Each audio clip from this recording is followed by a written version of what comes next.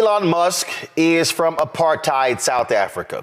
And one of the things that he has spent a lot of time focusing on are declining birth rates around the country. Why is that? Well, it's fairly easy. Elon Musk desperately wants more white babies born in America and the world. Again, that's no shock because he's from South Africa, apartheid South Africa. If you don't believe me, here's his ignorant mama on Fox News. And you were recently getting a lot of attention because there was a comedian online who said, listen, I get it. People don't want to have, they're talking about the birth rate, which your son talks a lot about it declining and the problems for humanity with that. And you said to his response about it being too expensive to have kids, you said, that's not the way to think about this. Explain. Well, you know, when I had my children, we were in a two-bedroom small apartment overlooking a garage. And then the next year, I have the second child, we had an apartment with a view. And then by the third child, we could get a two-bedroom house. And you just, you know, as you move on, you start doing better and better. But people, you know, you don't have to go to the movies. You don't have to go out for dinner. You can just spend time with the most wonderful gifts you can ever have as a children. You didn't. Okay. All right. So here's the issue with that. And we have to understand when we talk about these declining birth rates.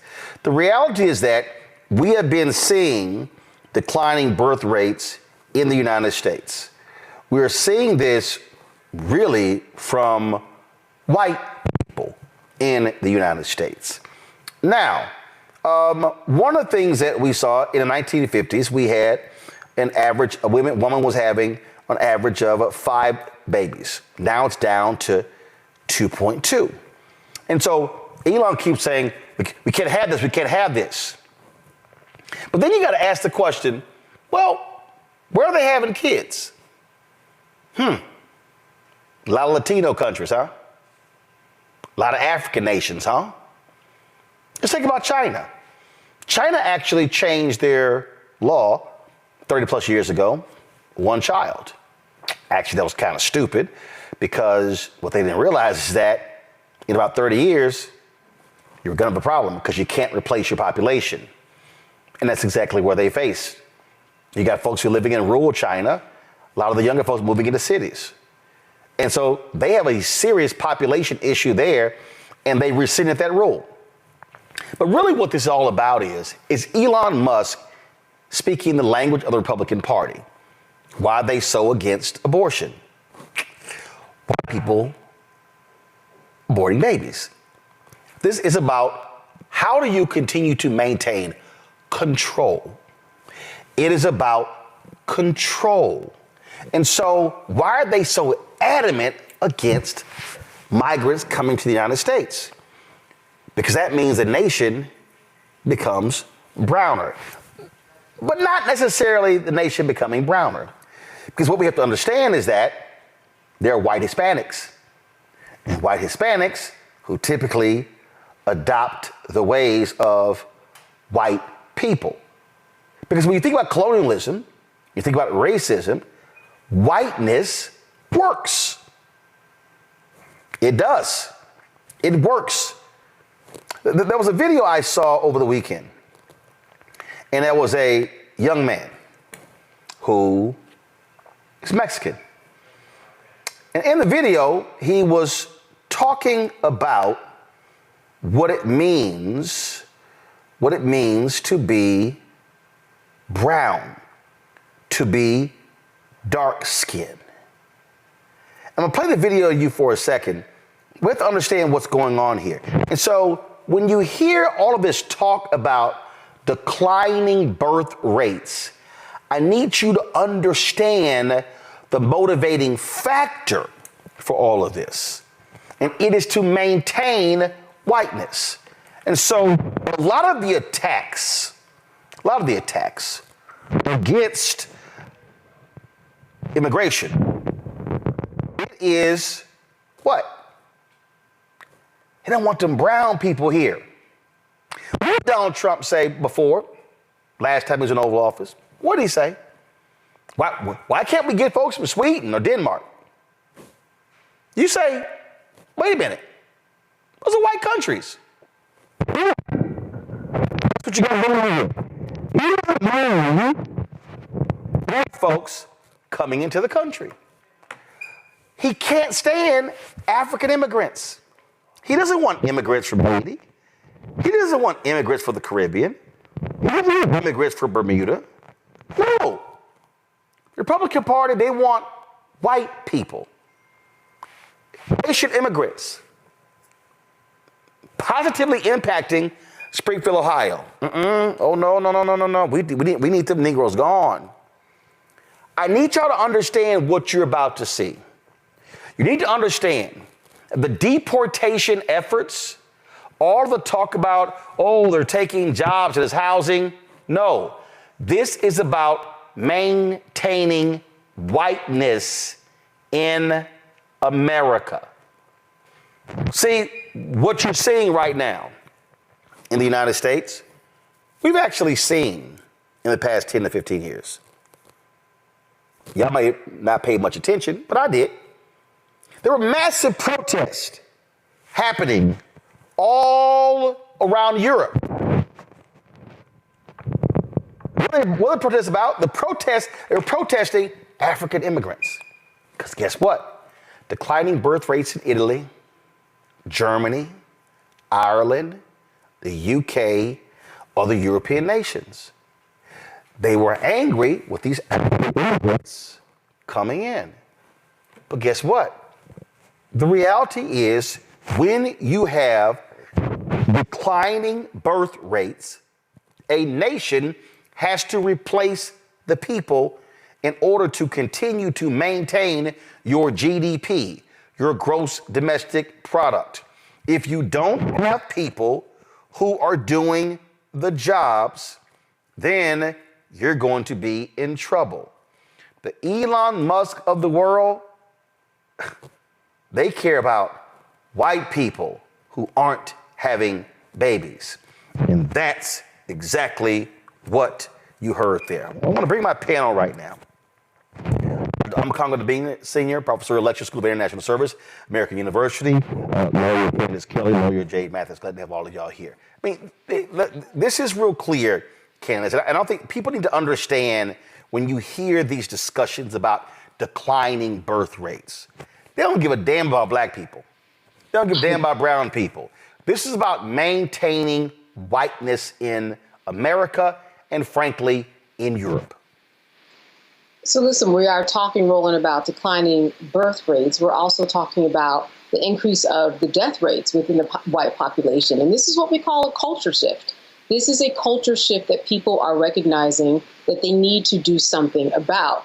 And I think that when we talk about anybody who is brown skinned, and I know that you're about to run that clip, that if you are in any way black or brown, close to it, anything that is anything other than being white, you are going to be dealt a lesser hand. I think that they are somewhere trying to figure out what happened. How did we let this happen? But as we know, culture shifts happen all the time. We are in the middle of a culture shift right now when we transition on January 20th. A culture shift happened after George Floyd. People, they changed, they were about face when it came to DEI. There's always culture shifts that we are living in. This is a huge one. And this is why we are hearing this rhetoric that's kind of really hidden. But you are right in that the bottom line is that white people, as we know them, those rates are declining. And when we see less of them, we're talking about generations from now, everything will shift. It's just a numbers game. It's inevitable that everything will shift if you have fewer people who are mating and procreating people who would be considered white in this world. And again, we think about whiteness. We're not talking about ethnicity. Sometimes we are, but when we think about it in the context of Mexicans or Indians, it is the lighter, the better. It has nothing to do sometimes with the race that you are almost broadened, and they recognize this. See, a lot of folks, again, don't really pay attention to what these things mean on Congo. Go to my iPad, Anthony. This is a piece that was in Politico in July 2024, the political shockwaves of America's falling birth rates. And so when you go here, this is what it says. Dangerous and destabilizing. Social security insolvency, less economic growth, a smaller and older workforce. They say those are some of the long-term economic consequences demographers and economists say the U.S. could face if Donald Trump makes good on a central tenet of his campaign platform, significantly cutting immigration levels and increasing deportations. Now, when you go here and you look at this here, you'll begin to understand it. So when J.D. Vance was complaining about childless cat ladies and said that them not having children is catastrophic for the country, he talking about white women. And look at this here. He said, if your society is not having enough children to replace itself, that is a profoundly dangerous and destabilizing thing, he said in an interview with Megyn Kelly. But guess what? What is the answer to that? Immigration is one of those answers. Look at this here. According to a January report from the Congressional Budget Office, immigration is almost entirely responsible for keeping the population at steady state or growing levels through 2054, even as a U.S. fertility rate continues to fall. This is very simple. The numbers decrease. The United States saw a decrease in the number of births from 2002. It's down to 1.6 births per woman over the course of a lifetime. Right here. That's far below what the rate needed to keep the U.S. population at replacement levels. See, the issue here on Congo is not that, with immigration, they're being replaced. The question is, whom are they replacing? And what do people look like? The reality is that Republicans have no problem if the people coming into America are white. They're white. And so I actually don't know. I think I'm having an issue with Omakongo's. Omakongo, are you there? Omakongo, are you there? Guys, double check. Yeah, can you hear me? Okay, now we can hear you. There was an issue with your signal. They want white people. And I just need black people to understand what's going on here. They want white people. They want white people to replace the white people who are not being born. That's what they want.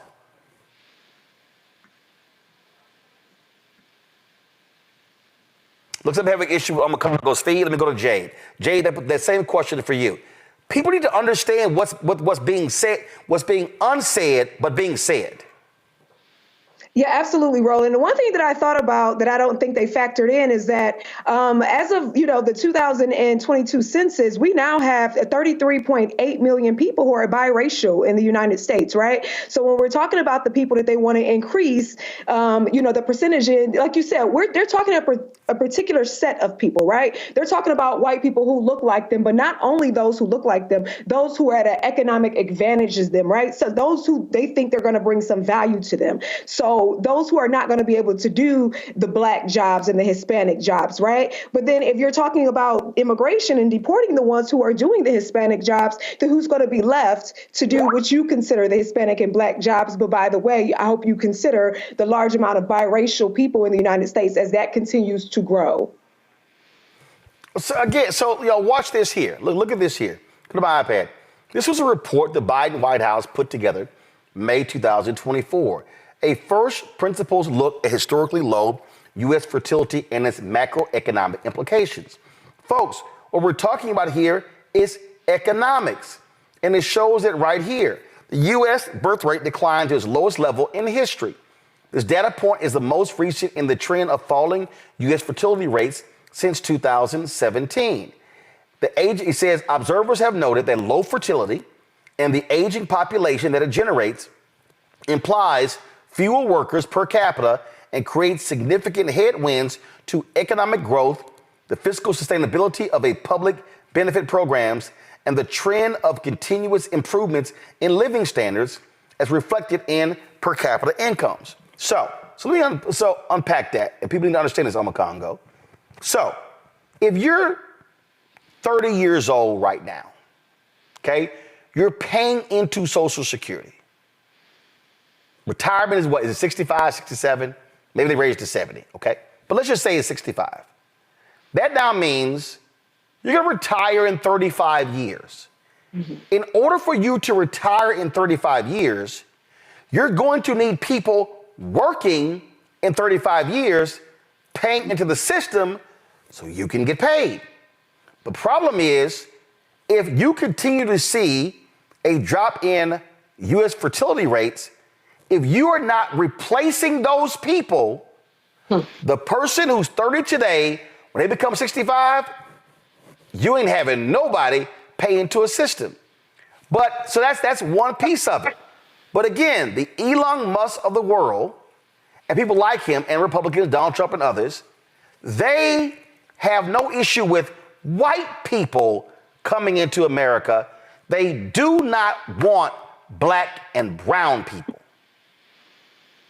Absolutely. I mean, I haven't heard any stories about when people talking about cracking down on illegal immigrants. I haven't heard them say anything about the over 200,000 Irish immigrants who are in New York and cracking down on them. There's never a conversation about that. And the roots of this country are rooted in that. Remember last year, Roland, when the National Genealogical Society had to come out with an apology because they said their whole organization was founded on the importance of white purity. That's why they were testing genes. And so that's the history of it. You know, Julian Bond said America spells out I am race if you switch out the letters. Donald Trump is running on an age-old idea in America. And you started out with Elon Musk's mom. Elon Musk was born in, 1971? So she's talking about raising 2 white children in South Africa. I think she's going to be all right no matter how she had those children. So this idea that they are this party of, purity. Yes, purity for the continual growth of white children. And they don't care. And that's why they want to have these anti-abortion laws, because at the end of the day, they believe that it's going to help more white women reproduce.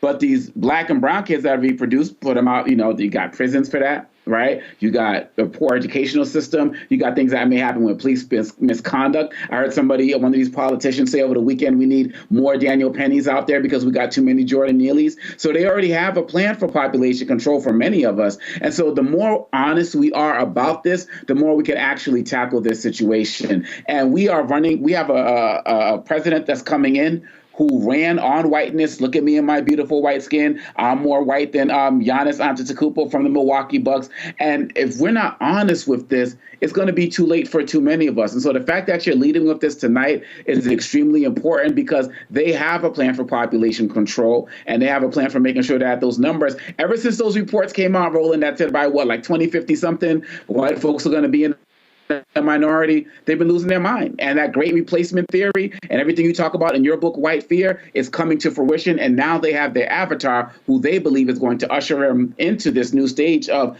the continual growth of white people at the expense of black and brown people. But I got news for them. It's not going to happen. It's okay. You see the widening of the wage gap when you look at the concerns about the environment and climate change.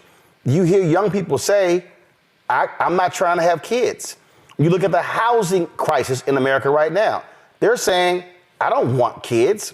And so folk have to understand, if a person does not believe that they're going to have a sound economic footing in the future, then they're not going to be getting married. They're not going to be having children.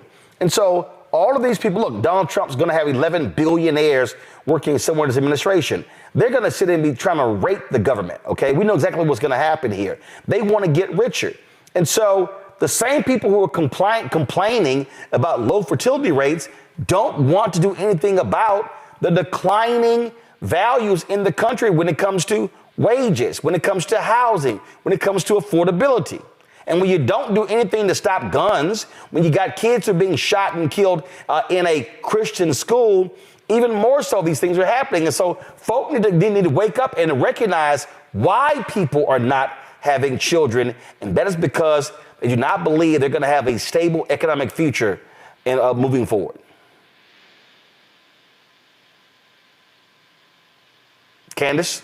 Oh, that was for me. I missed your word there. Listen, that is one of the big holes in this idea that we haven't talked about. Now we are. And that is not really being talked about on a large scale. And that is, even if you have the influx of people they're making decisions that are falling within their means. People don't understand that there are folks out there who are making decisions between $5 gas, $5 eggs, whether or not they're going to eat. It used to be 20 years ago that $100,000 would do something. Not today, not if you live in Chicago, New York City, LA, I'm in Jersey, not with these property taxes. You do have to be somebody who is married, somebody who is stable. Then at that point, where are you living? You're worrying about your education system. Do you have to pay for that? Was it like me, where I had the opportunity to go to a public school and everything became fine? Are you in the middle of some lottery system that you have to be a part of? Can you afford the life that you are living? And as you get older, are you really able to have children? Because we have an education system that is telling us you have to get this education, and that undergraduate degree is not going to be enough. You now have to get a graduate degree, and then you have loans that you now have to pay for that are just holding you by the neck, and then everything becomes at a standstill. So regardless of how many people you bring in that you would like and hope will mate with each other, there's so many societal issues that you have to understand exist that is still going to stop people from doing that. It's the same thing that are stopping people today. It is all a question of economics. And we saw this rise to the top with the election. People wanted to know how much money, more money can I make with the president of my choice? And that's why so many people, whether they were young, educated people, women and men, African-American men especially, who crossed right on over because it was a question about economics. Jay, here's interesting here. This is a study that was done. Let me pull this up. And this is from 2009. So I just want people to understand that this was being stated 15 years ago. And what I love about this is that I'm sitting here looking at it, and it jumps out. It says, although recent data shows that birth rates in the UK have increased, this is predominantly due to immigration. So there are still serious concerns about long-term replacement. It says there are two potential means of addressing the problem of providing a young, productive workforce able to generate income to provide the social care for the old and infirm. One of those ways is immigration. It says the first is to find ways of increasing the birth rate. This is essentially a long-term solution, but one which should provide more steady and predictable results. The second is to encourage immigration of a predominantly young and skilled workforce. Now, what does it say? The declining birth rate is not unique to Britain and Western European countries. Countries like Japan have a similar concern. And this is what it says. There are several factors, such as lifestyle factors, and an increase in sexually transmitted diseases, rise in obesity, and environmental factors involved in urbanization and urban lifestyle that are affecting fertility and have led to rise in male and female subfertility. Then it gets to the socioeconomic factors, lack of affordable housing, flexible and part-time career posts for women, and affordable and publicly funded free childcare have contributed to the current low fertility birth rates. Couples, women are delaying starting a family, which has led to a true decline in their fertility rate levels due to ovarian aging and related reasons, leading to reduced change of conception. Now, why am I saying all of that? If you do not deal with the economic realities of life, you're not going to be able to change this. And so, listen, I don't have any birth children, but when my wife and I raised my nieces, twin nieces, daycare was as high as $2,000 per month. We're talking about a mortgage when it comes to childcare.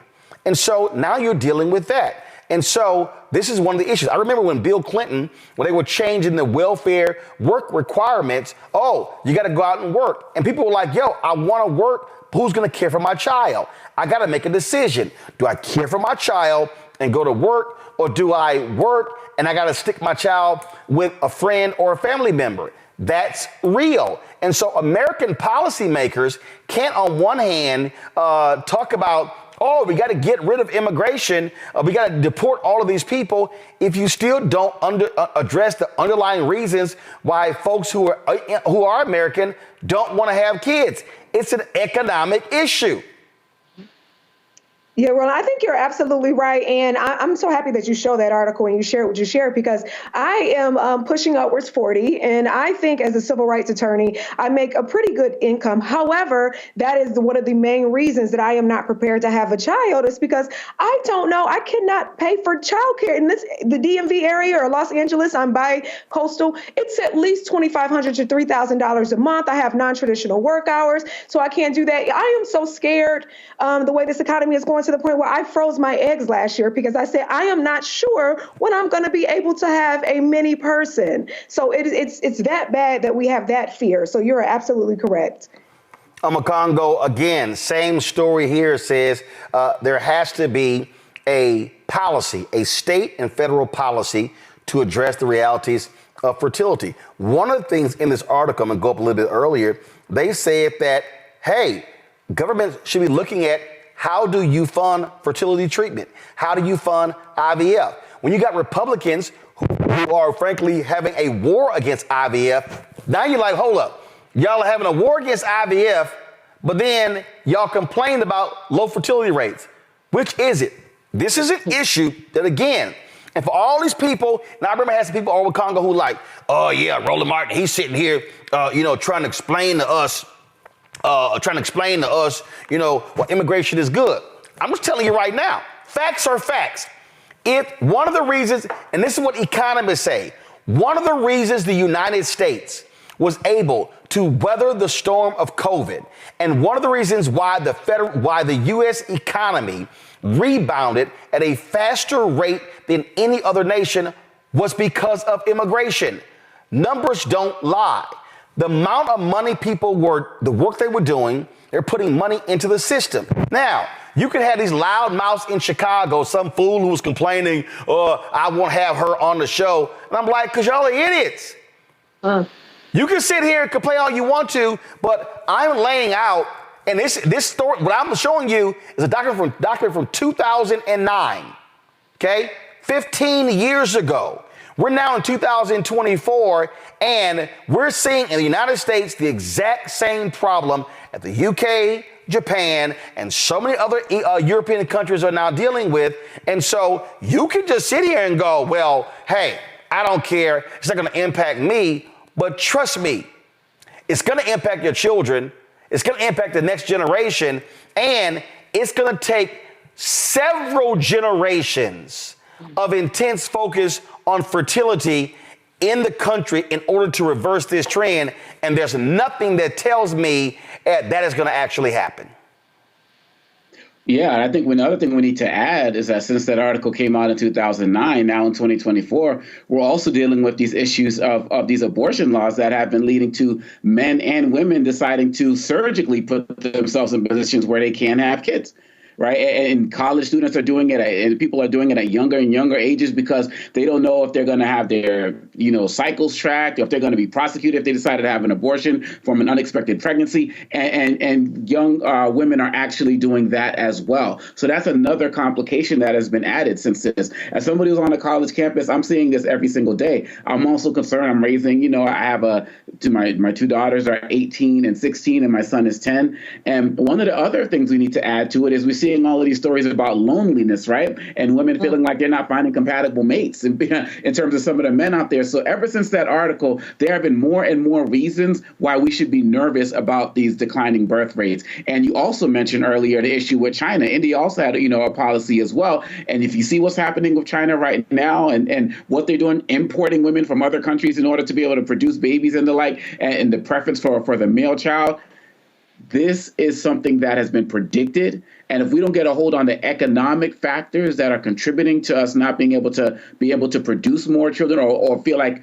having more children can be a desire, then this country is going to go the way of other countries that you have so rightfully cited here. The problem is with this new administration coming in, we know a recession's coming down. We know that there's going to be terrible economic policies. We know this man does not have a plan for the working poor. And so we're going to be dealing with this for at least another 4 years. And another 4 years could set us another 100 years back as it relates to, like you said, getting back to a point where our levels are right. But these folks at the top, these so-called leaders and 11 plus billionaires in Trump's administration, they do not give a damn about any of us below them. Hi, I'm Isaac Hayes III, founder and CEO of Fanbase. Fanbase is a free to download, free to use, next generation social media platform that allows anyone to have followers and subscribers on the same page.